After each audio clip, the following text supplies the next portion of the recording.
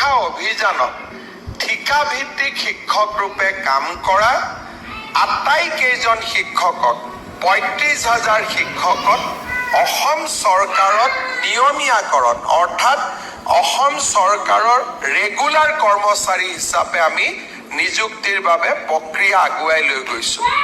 এই ৩৫,০০০ শিক্ষক শিক্ষয়িত্ৰীৰ চাকৰি আমি যেতিয়া নিয়মীয়া কৰিম, ভৱিষ্যতে ভগৱানে নকৰক তেওঁলোকৰ পৰিয়ালত এনেধৰণৰ দুৰ্যোগ আহি পৰিলে তেওঁলোকে তেওঁলোকৰ চাকৰিত থকা ৰেচিডিউৰী চাকৰি থকা কালচোৱাত পূৰ্ণ দৰমহা পাব আৰু ৰিটায়াৰমেণ্টৰ পিছতো অৰ্থাৎ যদি কৰ্মচাৰীজন জীয়াই থাকিলহেঁতেন তেওঁৰ যিটো ৰিটায়াৰমেণ্ট হ'ব সেই ৰিটায়াৰমেণ্টৰ পিছতো যদিও কৰ্মচাৰীজন আমাৰ মাজত নাই তেওঁ পেঞ্চনো পাই থাকিব।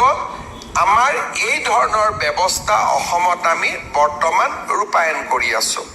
মই ভাবোঁ যে এই বছৰৰ পিছত সৰ্বশিক্ষা অভিযানত ঠিকাভিত্তিক শিক্ষক নোহোৱা হ'ব আৰু পৰিয়ালটোৱে এটা সামাজিক সুৰক্ষা বা ছ'চিয়েল ছিকিউৰিটি লাভ কৰিবলৈ সক্ষম হ'ব।